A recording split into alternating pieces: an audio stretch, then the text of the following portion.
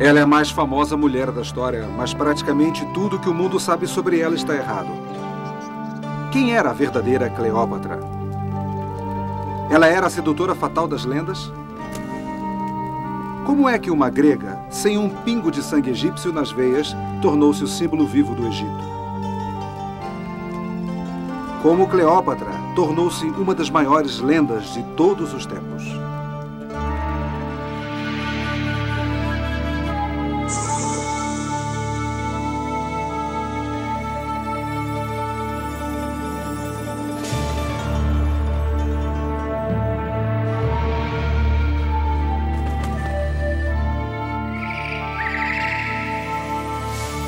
Os grandes egípcios.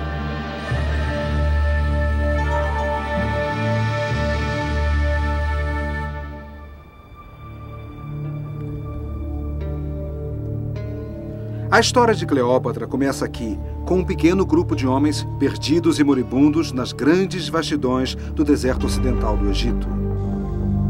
Liderados pelo maior líder militar que o mundo já conheceu, Alexandre o Grande, estavam tentando chegar a um dos santuários mais remotos do mundo antigo, o templo no oásis Siwa.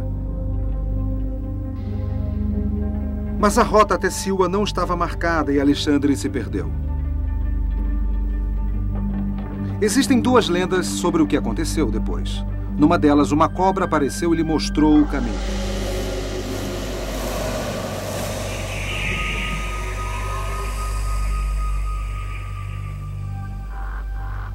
Na outra, corvos orientaram Alexandre através do deserto até um lugar seguro.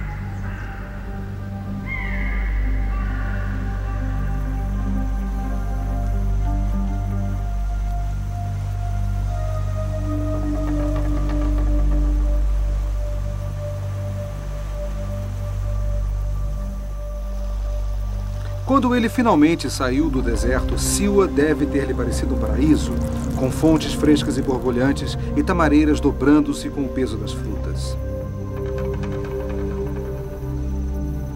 Mas Alexandre não veio a Siwa para comer tâmaras. Em Siwa morava o Oráculo, um sacerdote famoso no mundo antigo, por sua habilidade de ver o futuro.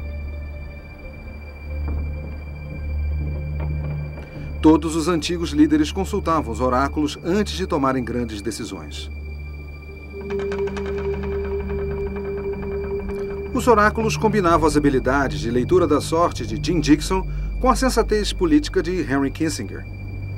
Alexandre tinha acabado de conquistar o Egito, mas não queria governar como um grego, um mero mortal. Ele queria que o oráculo o proclamasse um deus, para que ele pudesse governar como um faraó divino.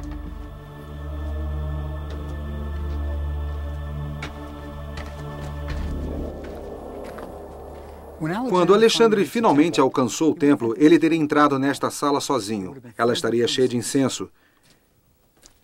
E aqui está um santuário dos santuários, onde provavelmente não permitiram que Alexandre fosse. Então, se ele deixou uma oferenda, teria que ter sido aqui, talvez um carneiro ou algo assim. Depois permitiram que fizesse uma pergunta. Sou um deus? Todas as antigas fontes concordam que o oráculo proclamou Alexandre um deus. Com sua posição divina confirmada, Alexandre o Grande marchou para fora do adormecido oásis de lama e tijolos e prosseguiu na conquista do maior império que o mundo já viu, que ia da Europa até a Índia.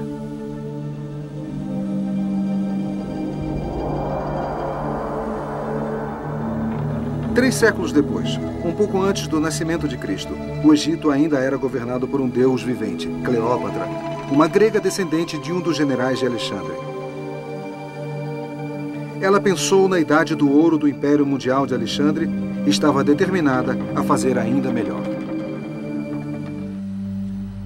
Cleópatra nasceu em Alexandria, no Egito, uma cidade fundada por Alexandre o Grande.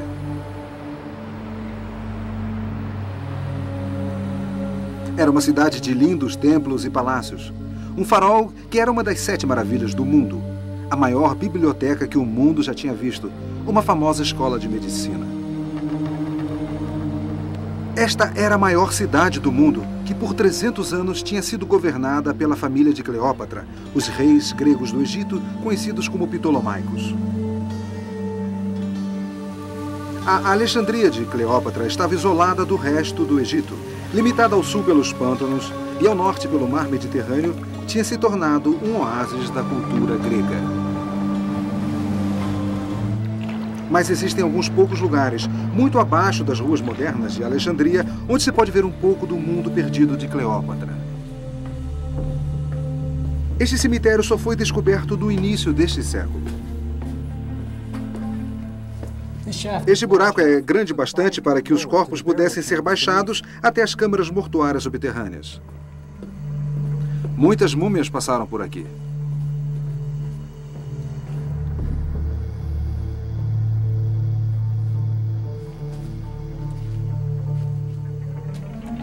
Os alexandrinos ricos eram enterrados aqui. Eles esperavam pela imortalidade, então eram mumificados. Mas nesta época, os embalsamadores haviam perdido a habilidade de remover o cérebro pelo nariz sem danificar o rosto. Eles estavam escondendo e economizando os óleos, o olíbano e a mirra necessários para a mumificação.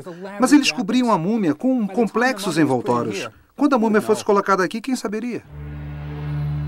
Ainda assim, eles decoraram as paredes com deuses antigos, acreditando que os ajudariam a conquistar a imortalidade.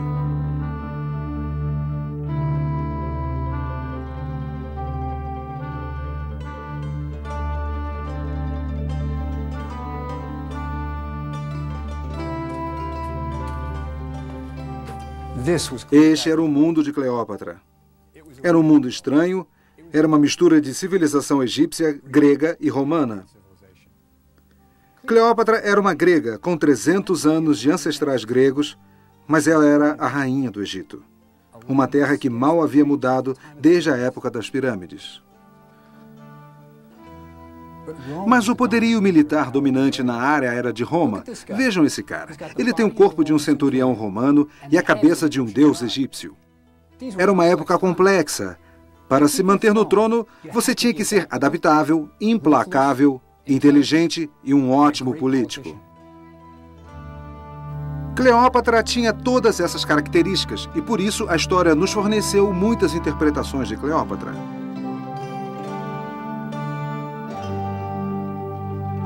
Hollywood reforçou a imagem de Cleópatra como uma vamp, começando pelo sedutor retrato de Theda Bara em 1917. Mas quem era a verdadeira Cleópatra? Qual era a aparência dela?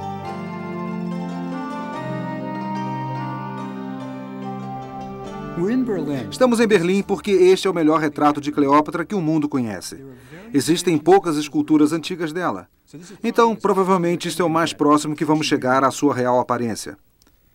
Ela parece bastante comum, não é? Veja o cabelo dela. Está preso num coque simples. É um penteado grego clássico. É prático, mas não foi projetado para conquistar um general romano.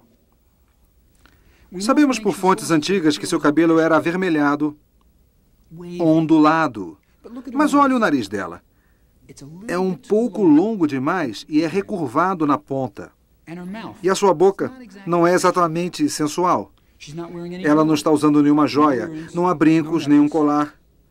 Este não é o retrato de uma mulher fatal. Fontes antigas revelam que ela era inteligente, espirituosa, charmosa, uma linguista. Além disso, ela tinha muita determinação. Foi a incrível combinação de habilidades que tornou Cleópatra a mulher mais famosa do mundo. Não foi sua beleza. Para iniciar a procura pela verdadeira Cleópatra, é preciso ir 800 quilômetros ao sul de Alexandria, a ilha de Philae. É aqui que os ancestrais de Cleópatra, 12 reis chamados Ptolomeu, construíram um lindo templo para a deusa Ísis, e eles continuaram a construir mais templos durante 3 séculos. Se você ler as paredes do templo com cuidado, verá que elas nos contam a história da extraordinária família de Cleópatra. Aqui está o primeiro edifício da ilha, o Templo de Ísis. Ali no portão de entrada está Ptolomeu II. Ele era chamado Filadelfos, amante de irmã, porque ele se casou com sua irmã Arsinói. Ele está com Ísis e o filho dela, Horus. O templo de Ísis foi completado por Ptolomeu III, o último grande Ptolomeu. Ele conquistou a Babilônia e a Pérsia e voltou com tesouros que foram tirados do Egito. Mas daí em diante tudo piorou para os ptolomaicos. Aqui está um templo dedicado a uma deusa obscura, Arsenupes. Ele foi construído por Ptolomeu IV, que assassinou seu tio, seu irmão e sua mãe. Este pequeno templo foi construído por Ptolomeu V. Ele conseguiu perder a maioria das possessões egípcias durante o seu reinado. Era tão grande coisa para ele visitar o seu próprio templo que ele mandou esculpir o seu nome no portal em grego para que seus amigos pudessem ler. Mas esse é o meu favorito, o quiosque de Hathor, a deusa do amor, da música, de todas aquelas coisas boas. Ele foi construído por Ptolomeu VIII, que foi apelidado de Fisikon, gorducho. Ele era tão inchado que precisava de ajuda para andar. Ele adorava festas e decorou a sua capela com cenas de banquetes e com os deuses tocando instrumentos. Ele matou seu próprio filho, cortou o corpo em pedaços e os mandou para a mãe do garoto como presente de aniversário. O pai de Cleópatra, Ptolomeu XII, foi apelidado de bastardo, mas mais tarde foi chamado Auletes, o tocador de flauta, porque passava o tempo todo tocando flauta e evitando as suas responsabilidades como governador do Egito. Há um ditado árabe: se a sua mãe é uma cebola e o seu pai é um alho, como é que você pode cheirar bem? Que chances tinha Cleópatra com um bando desses como parentes?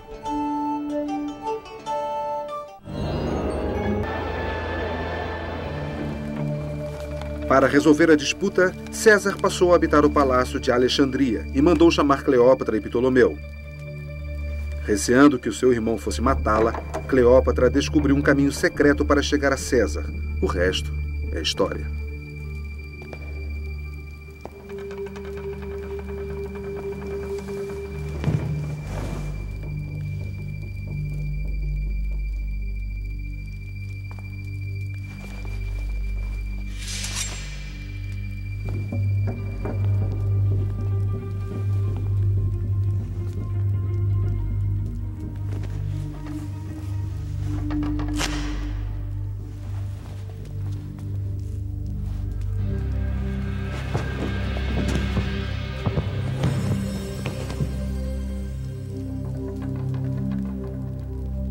A lenda diz que Cleópatra seduziu César, mas ela era uma mulher muito jovem e César era um notório mulherengo. Ave Cleópatra, senhora das duas terras, filha da luz, irmã de Ísis. Não há dúvida de que havia uma verdadeira atração entre os dois e que César estava encantado pela jovem rainha. Ele nunca tinha conhecido uma mulher como ela. As mulheres do Egito sempre tinham sido poderosas, a rainha Hatshepsu, Nefertiti e agora Cleópatra. Mas durante a era ptolomaica, o papel das mulheres gregas havia mudado.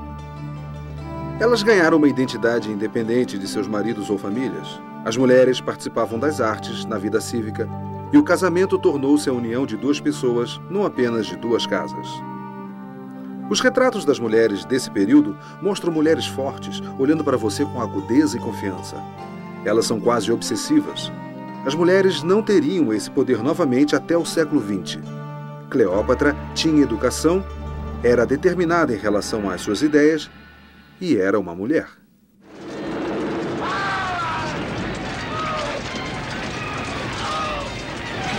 Como intelectual, Cleópatra teria ficado magoada quando, durante as lutas entre os egípcios e as tropas do exército romano de César, ocorreu uma das maiores tragédias do mundo antigo, a queima da Biblioteca de Alexandria.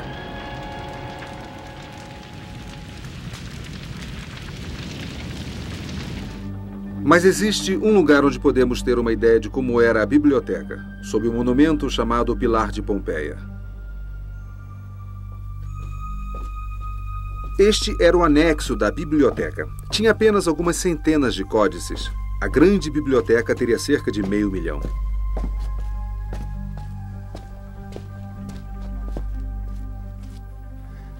Só o catálogo tinha 120 volumes.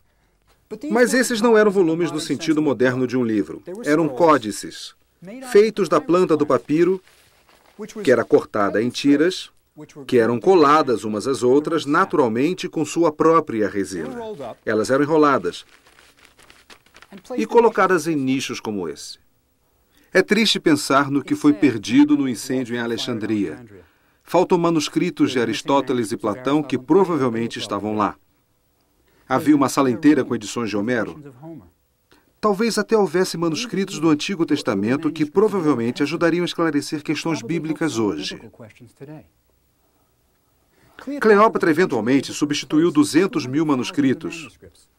Os livros eram muito importantes para ela. É irônico que hoje todos a conhecem por sua beleza, mas sua inteligência era o patrimônio mais valioso que possuía. Desfrutando da companhia de Cleópatra e do conforto do palácio em Alexandria, César adiou a sua volta a Roma para poder ficar com a jovem rainha, que decidiu levá-lo numa turnê pelo Egito.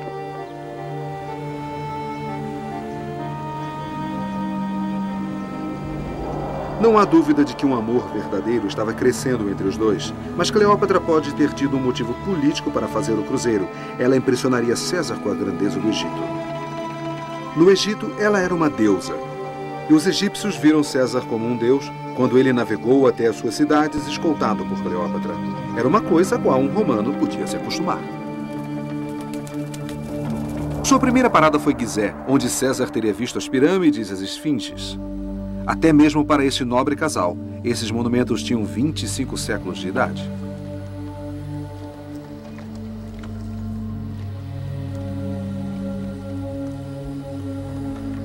Gizé ficava a apenas um dia de barco de Mênfis, onde Cleópatra teria mostrado a ele o touro Apis, no templo onde seu pai havia levado quando criança.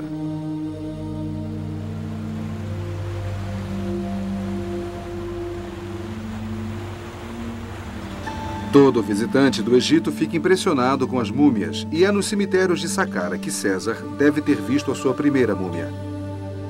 A possibilidade da imortalidade física, a crença de que se o corpo fosse preservado, poderia ressuscitar na próxima vida. É uma ideia que pode ter atraído um César que estava envelhecendo.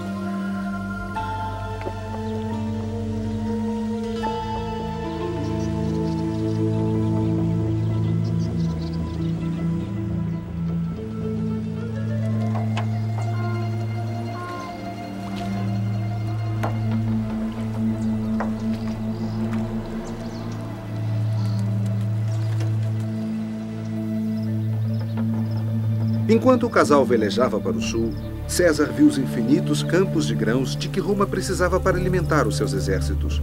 O trigo era tão essencial para a economia e mentalidade egípcia que, quando os egípcios retratavam a próxima vida nos seus túmulos, eles desenhavam campos de trigo.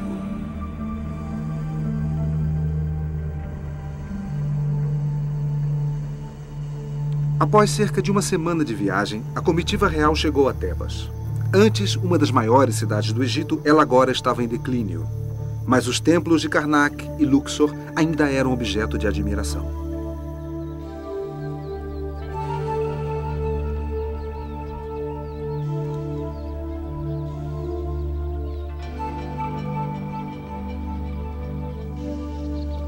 Após um dia de navegação, Cleópatra e César pararam em Hermontes.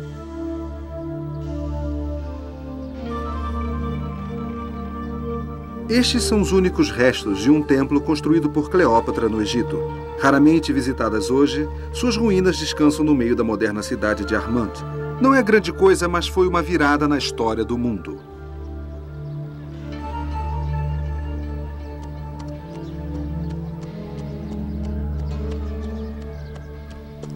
É difícil acreditar, mas 2000 anos atrás, nesta cidade adormecida, a República Romana morreu. Veja, César era um oficial eleito. Roma era uma democracia. Mas enquanto César viajava com Cleópatra, ele era visto como seu marido, como um deus. Então, quando chegaram lá, ele acreditou nisso. Nesse momento, ela estava com 5 meses de gravidez. E eles fizeram um plano. Se o bebê fosse um menino, Eles construiriam um templo neste local para comemorar o seu nascimento divino. O filho de César seria um deus. Nesse momento, César estava achando muito difícil ver a si mesmo como responsável por um bando de políticos romanos. E essa ideia de que Roma era presidida por um deus, de algum modo, pegou. César foi sucedido por imperadores romanos que viam a si mesmo como deuses. É estranho, mas neste lugar, a democracia romana morreu.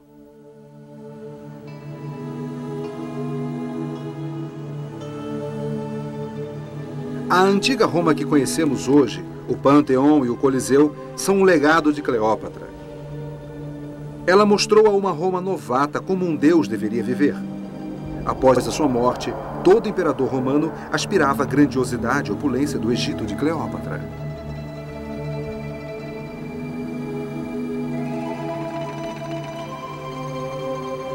Quando Cleópatra deu à luz, ela deu ao seu filho um nome romano, Cesário, ou Pequeno César, como seu pai.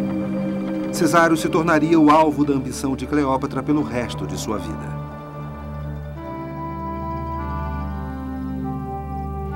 Então, quando ela se juntou a César em Roma, era para viver com o amor de sua vida, mas também era para dar seguimento ao seu plano de que Cesário um dia governaria um império tão vasto quanto o de Alexandre. César forneceu uma vila com lindos jardins para Cleópatra morar. Isso mostra o quanto ela significava para ele. Para um homem que efetivamente era o ditador do mundo romano e cujos adversários suspeitavam que almejava ser rei, tal passo era perigoso. Mas para César, valia o risco.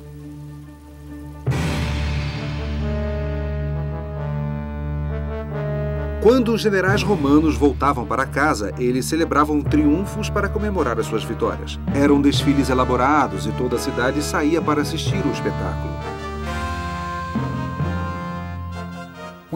Quando César comemorou um triunfo aqui em Roma, ele liderou a procissão. Atrás dele estavam carros repletos com os tesouros que ele tinha pilhado nas guerras. Era mais riqueza do que os romanos jamais tinham visto, mas César assegurou que receberiam parte dessa recompensa. Eles receberam porções extras de grãos e azeite de oliva. Enquanto se engalfinhavam para ver o espetáculo nestas ruas apinhadas, sabiam que haveria um grande banquete à sua espera, pago por César. Às vezes, a bebedeira começava cedo, antes do banquete, e com todo empurra-empurra, pessoas eram pisoteadas até a morte. Cleópatra estava em Roma quando César comemorou o triunfo egípcio.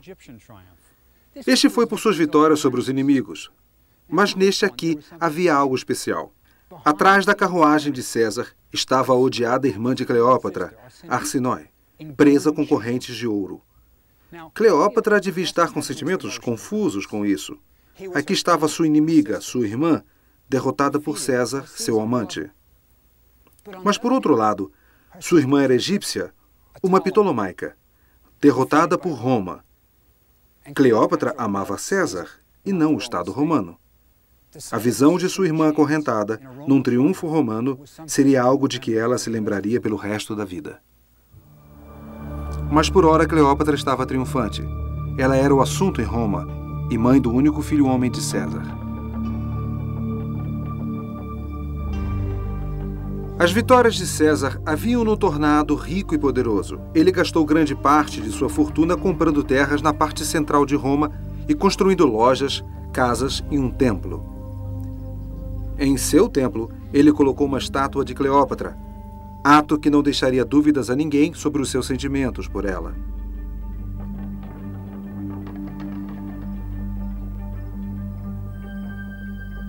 Por um milagre da natureza, a influência de Cleópatra sobre os romanos foi perfeitamente preservada até hoje.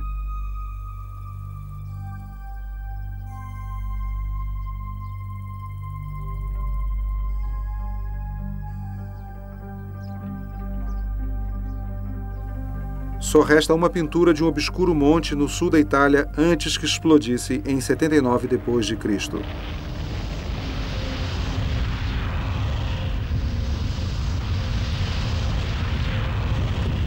Numa das maiores erupções vulcânicas de todos os tempos, o Monte Vesúvio despejou milhares de toneladas de cinzas e gás venenoso sobre a linda cidade italiana de Pompeia, matando a maioria de seus habitantes, mas preservando a cidade para sempre.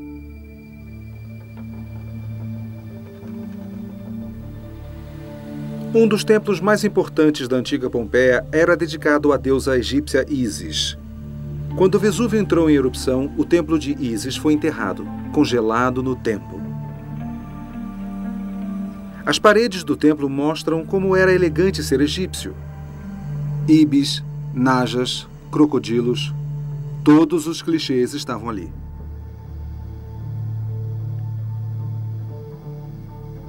Havia até uma piscina cheia da sagrada água do Nilo. Cleópatra vestia-se como Ísis para as cerimônias religiosas, e um jovem iniciado romano intoxicado pelos mistérios de Ísis descreveu como ela se parecia. O longo e negro cabelo de Ísis caía em anéis sobre o seu maravilhoso pescoço e estava coroado por uma elaborada grinalda na qual estava tecido todo tipo de flor. Após cerca de 2 anos em Roma, Cleópatra deve ter sentido que sua meta estava à mão. Ela era a mulher mais poderosa do mundo, aliada ao mais poderoso homem. Parecia certo que seu filho Cesário herdaria um império tão grande quanto o de Alexandre.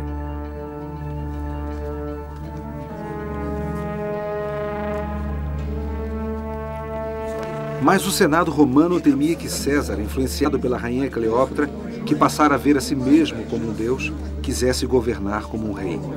Eles não podiam permitir que sua amada República Democrática morresse. César tinha de ser detido a qualquer preço.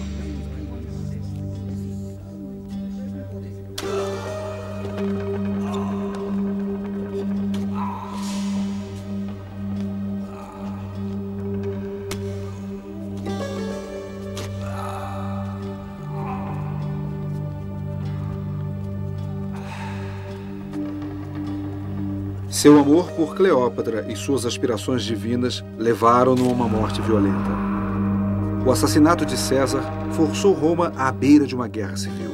Marco Antônio, amigo leal e general de César e o mais forte aliado de Cleópatra em Roma, apareceu perante o Senado. Ele disse a eles que César havia reconhecido Cesário, o filho de Cleópatra, como seu herdeiro. Otaviano, o sobrinho de César, reclamou que ele sim era o herdeiro de direito. Houve pouco tempo para Cleópatra sem lutar pela morte de César. À beira da guerra civil, ela voltou ao Egito com Cesário. Durante a ausência de Cleópatra, a economia do Egito havia entrado em declínio. Os gastos do governo estavam fora de controle, a inflação estava feroz e a administração do país estava nas mãos de gregos corruptos. O sistema praticamente era escravo. Os egípcios trabalhavam nos campos e pagavam impostos altíssimos para que os gregos pudessem viver luxuosamente. Cleópatra não mudou o sistema, mas ela o tornou mais eficiente e reduziu a corrupção, o que melhorou tanto a vida dos gregos como dos egípcios.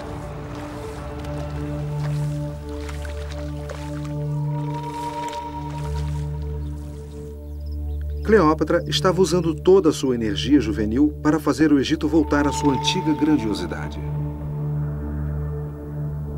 Seus ancestrais, os ptolomaicos, haviam feito fortuna com olíbano e mirra trazidos da Arábia, pimenta da Índia e outros produtos exóticos. Mas o segredo de todo esse comércio era a rota das caravanas, do Nilo ao Mar Vermelho. Cleópatra manteve a estrada de 176 quilômetros segura para o comércio. Havia sentinelas que vigiavam por quilômetros deserto adentro, em postos de vigilância nas dunas. Cada torre de vigília ficava à vista da outra. Então, usando espelhos durante o dia e fogueiras à noite, toda a rota podia ser alertada se bandidos fossem vistos.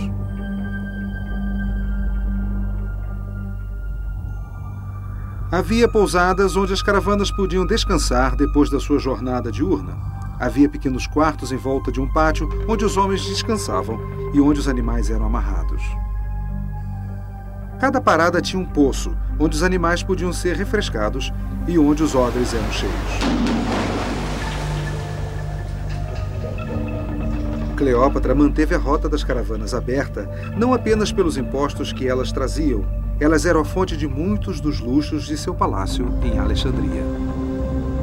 Uma de suas extravagâncias era o pórfiro, a rocha púrpura que os imperadores romanos mais tarde usariam para suas estátuas, o pórfiro imperial.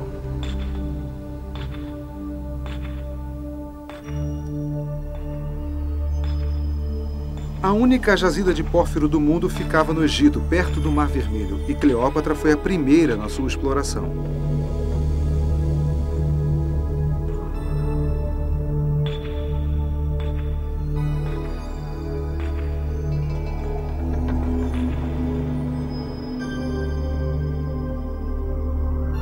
Uma pequena cidade mineradora nasceu ao sopé dos morros de onde vinha o pórfiro.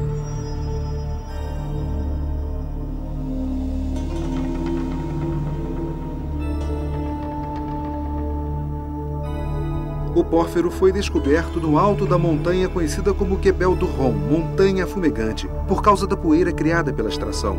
Removidos da montanha, os blocos eram carregados sobre rampas até o vale abaixo.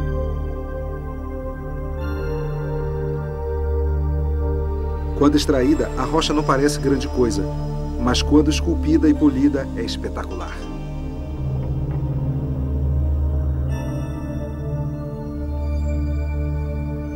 Foi necessário muita habilidade administrativa para abrir e operar as minas de pórfiro, e Cleópatra estava à altura desta tarefa. Depois de Cleópatra ter se recuperado da perda de César, ela se apaixonou pela segunda vez na vida. Reagrupando as forças fiéis à memória de César, Marco Antônio tinha embarcado em uma campanha militar que virtualmente fez dele o senhor do Império Romano Oriental.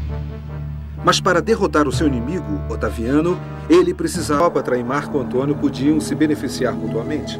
Ela precisaria dele se o seu filho Cesário fosse governar um grande império. E Marco Antônio precisava da riqueza do Egito para financiar as suas campanhas. Mas também havia uma atração física verdadeira entre os dois, e quando voltaram a Alexandria, já eram amantes.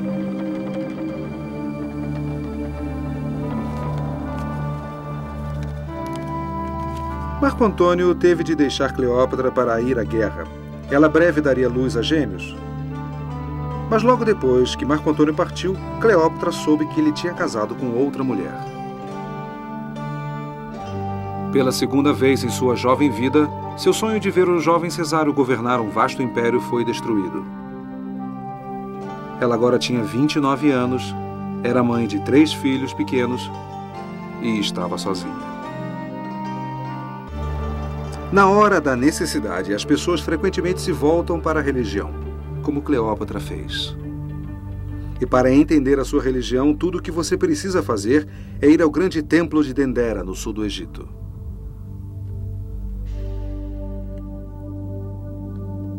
No Antigo Egito, a religião basicamente era uma transação entre os deuses e o faraó. Se os deuses recebessem oferendas apropriadas, manteriam o Egito seguro e próspero. A responsabilidade de Cleópatra era assegurar-se de que a transação corresse bem.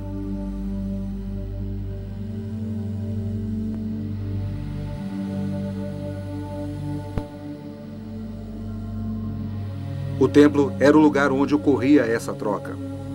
Quando Cleópatra visitava Dendera, ela entrava no Santuário dos Santuários, onde só ela e os altos sacerdotes eram permitidos. A cerimônia matutina começava com a remoção dos selos de argila do santuário, a abertura das portas e a revelação da estátua da deusa. Eram feitas oferendas de comida, flores e óleos aromáticos. Orações eram recitadas, hinos eram cantados, incenso era oferecido e tudo na sequência apropriada. Daí então começavam as atividades do dia. A maioria das vezes, sacerdotes de cabeça raspada serviam de dublês para Cleópatra. A cerimônia mais importante ocorria aqui, no dia do Ano Novo, para assegurar que o Nilo transbordasse e que as plantações florescessem. Ao amanhecer, os sacerdotes giravam cada uma das estátuas divinas de seus santuários e, numa procissão sagrada, carregavam os deuses até o telhado do templo para a cerimônia do tocar do disco, quando as estátuas eram expostas aos primeiros raios solares.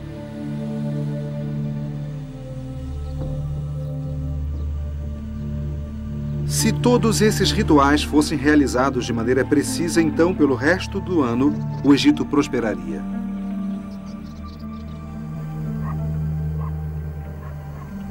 A única cena remanescente de Cleópatra fazendo oferendas aos deuses está aqui na parede de trás de Dendera. Normalmente a rainha estaria acompanhada de seu marido, o faraó, mas Cleópatra não era uma rainha comum.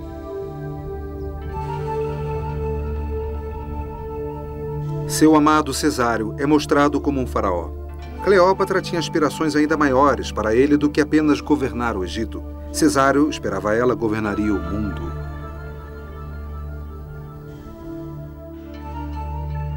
De repente, após haver abandonado Cleópatra por 3 anos, Marco Antônio voltou.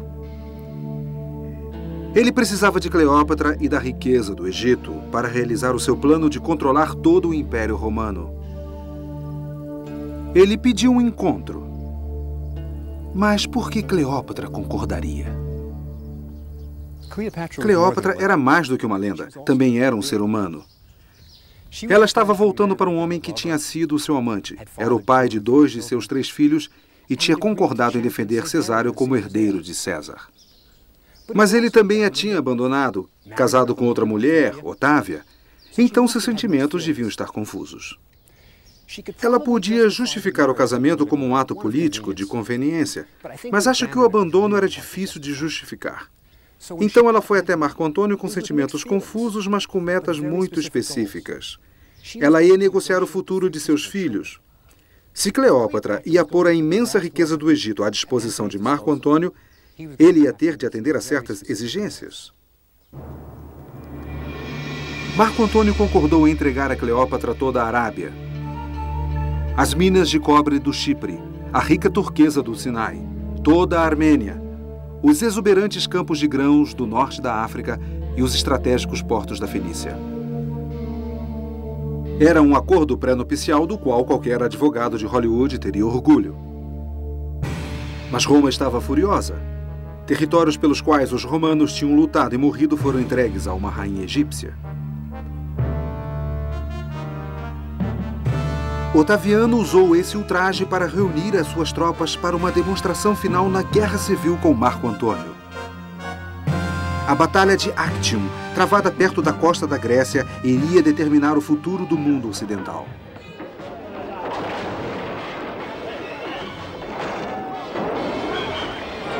Quando Marco Antônio velejou para a batalha contra o seu rival Otaviano, Cleópatra foi com ele.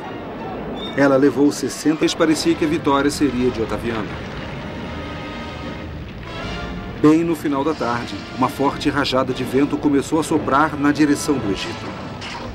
A nau capitânia de Cleópatra conseguiu livrar-se da confusão, içar a vela e partir para o Egito. Ela está partindo! Cleópatra está partindo! Diante dos homens de Cleópatra, no convés do navio de Cleópatra, Marco Antônio amargou a derrota na batalha. Quando chegaram ao Egito, ele desembarcou em um local distante. Aqui, na costa nua, Marco Antônio parece ter caído aos pedaços. Acompanhado apenas de um servo, ele nada fez. Não viu ninguém e mergulhou mais ainda no desespero.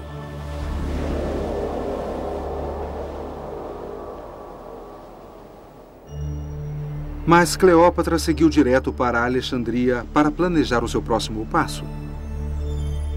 Enquanto Marco Antônio ficava cada vez mais deprimido, Cleópatra entrava em ação.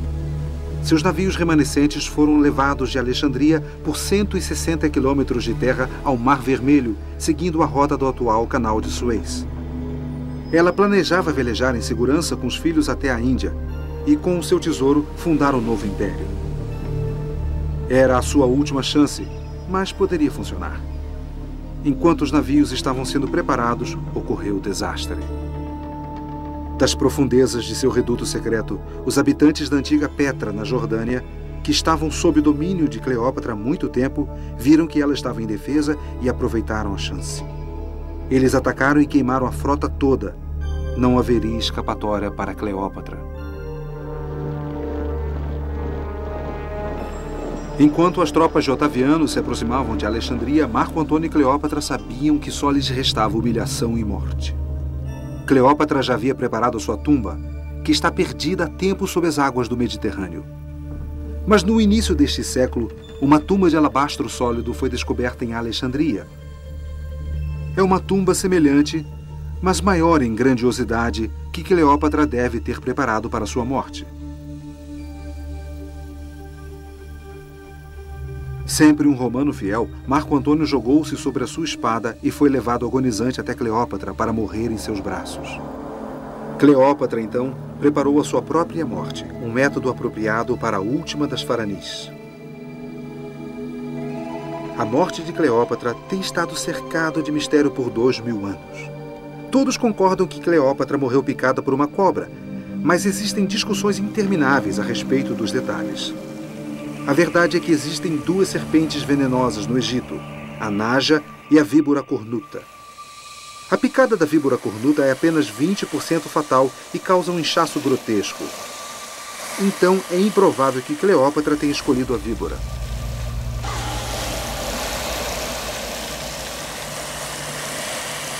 A naja é muito mais letal e sua picada é difícil de ser detectada. A morte por picada de naja era uma forma de execução bem documentada em Alexandria. Galeno, o famoso médico, testemunhou a execução de prisioneiros que foram sentenciados à morte e executados pela aplicação de naja sobre o peito. Ele comenta que era uma morte piedosamente rápida. A naja evitaria que Cleópatra fosse acorrentada e exibida em um triunfo romano.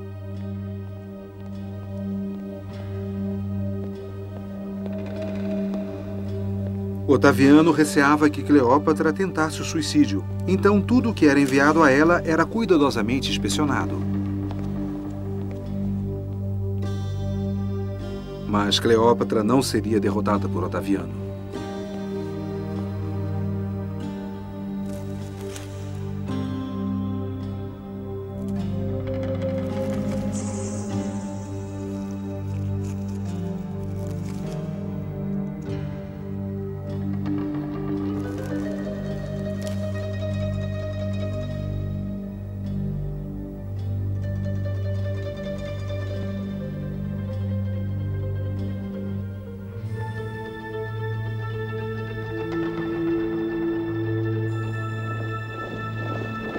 Quando abriram as portas, os soldados de Otaviano encontraram Cleópatra morta sobre uma cama de ouro vestida em trajes reais.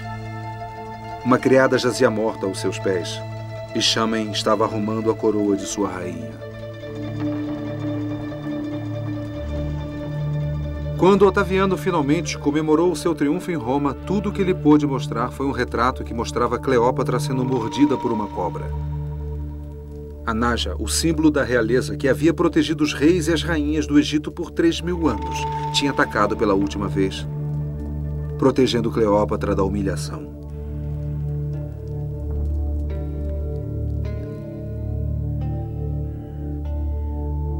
O amado filho de Cleópatra, Cesário, foi morto por Otaviano. Seus filhos mais novos, enviados a Roma para serem criados, desapareceram da história. O Egito, agora mera província romana, viu seu último faraó. Com Cleópatra, morreu a maior civilização que o mundo já conhecera. Alexandria deixou de ser um centro de aprendizado. Sua biblioteca e seu lindo palácio desapareceram sob o mar. Os grandes templos do Egito ficaram desertos, cobertos de areia. Os antigos rituais dos sacerdotes foram silenciados para sempre e sua língua extinta. Mas Cleópatra, que tinha feito as apostas mais altas e perdido, nunca foi esquecida. Mesmo quando os nomes dos faraós do Egito não eram mais lembrados, um nome perdurou por séculos: Cleópatra, rainha do Egito.